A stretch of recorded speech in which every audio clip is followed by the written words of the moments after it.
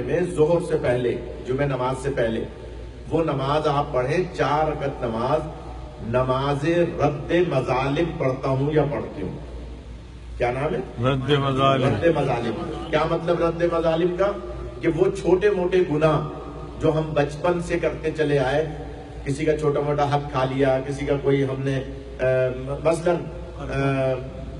باہر نکلے کسی کی چپل ہم نے استعمال کر لی بغیر پوچھے، سفر میں ساتھ تھے کسی کا ٹوتھ پیسٹ استعمال کر لیا. حج اور زیارات کے سفر میں اکثر ایسا ہوتا ہے. ذوالقرنین بھائی خدا آپ کے کارواں کو ترقی عطا فرمائے. آپ حج زیارات کا گروپ بنا رہے ہیں، بناتے ہیں، تو جو بھی جاتے ہیں سفر میں بہت سی چیزیں ایک دوسرے کی استعمال کر لیتے ہیں.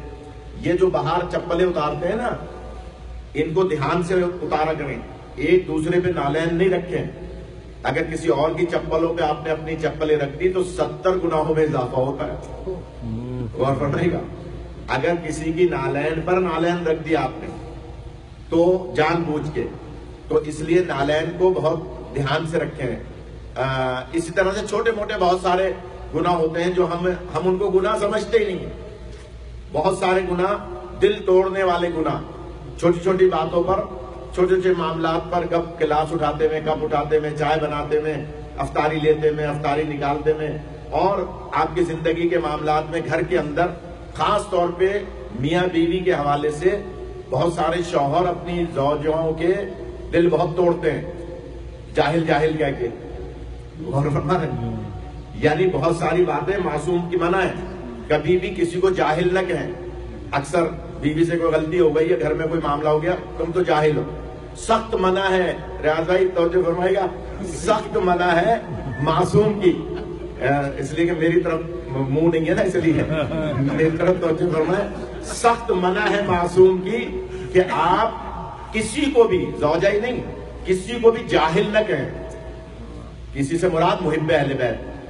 کیوں کہ جاہل ہوتا ہی وہ ہے جسے معرفت امام نہ ہو. سبحان اللہ. یعنی جاہل کی علامتی عدم معرفت امام ہے. اگر تھوڑی بہت بھی امام کی معرفت ہے، جتنی بھی ہے، لیکن اس کو جاہل نہ کہیں. تو میں عرض کر رہا تھا، نماز پڑھیں 4 رکعت نماز، 4 رکعت کے ساتھ، 2 رکعت کر کے نہیں، ظہر اثر کی طرح یا عشاء کی طرح. 4 رکعت نماز رد مظالم پڑھتا ہوں یا پڑھتی ہوں. یعنی وہ مظالم جو ہم بچپن میں یا چاہتے ہوئے یا نہ چاہتے ہوئے، جن کا ہمیں پتہ نہیں ہے، جو ہم بھول گئے، ہمارے بزرگوں سے ہم نے کوئی بدتمیزی کر لی، کوئی ایسا مسئلہ قطع رحمی کر لی، تو یہ رمضان میں ہی ہوتی ہے، یہ نماز اس کے علاوہ نہیں ہوتی. اس لیے اس رمضان کو اللہ کی بہت بڑی نعمت سمجھے. تو 4 رکعت نماز میں پہلی رکعت میں سورہ الحمد کے بعد 25 مرتبہ سورہ اخلاص، قل هو اللہ احد، اور پھر 50 مرتبہ دوسری رکعت میں الحمد کے بعد، تیسری رکعت میں بھی الحمد، اور 75 مرتبہ سورہ اخلاص، چوتھی رکعت میں بھی سورہ الحمد، اور 100 مرتبہ سورہ اخلاص. یہ 4 رکعتی نماز عشاء کی طرح ہے، یا آپ ظہر اثر کی طرح پڑھیں.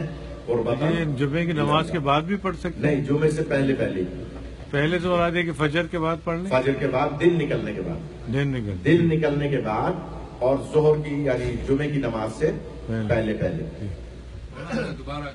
ہاں، یہ ایک 4 رکعتی نماز ہے جو صرف رمضان میں کسی بھی جمعے کو پڑھی جاتی ہے.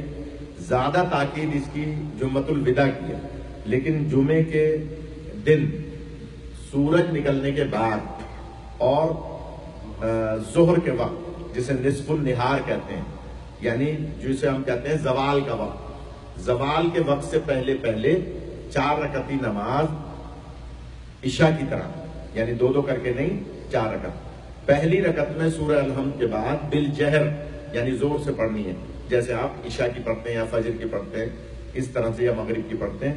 بالجہر سورہ الحمد کے بعد 25 مرتبہ پہلی رکعت میں سورہ اخلاص، یعنی جسے سورہ توحید بھی کہتے ہیں. دوسری رکعت میں سورہ الحمد کے بعد 50 مرتبہ سورہ اخلاص. تیسری رکعت میں سورہ الحمد کے بعد 75 مرتبہ سورہ اخلاص.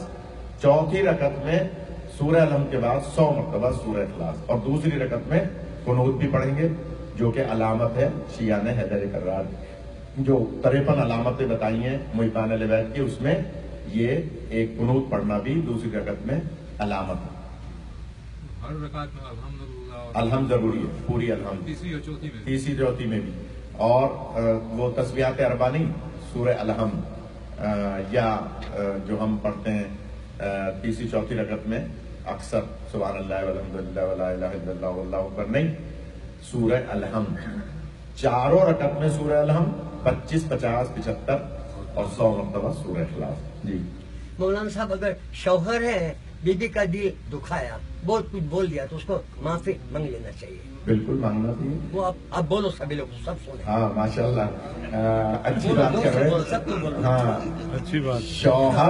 شوہر اپنے آپ کو دیکھیے، یہ جو مہینہ ہے نا درگزر کا مہینہ، معافی کا مہینہ ہے.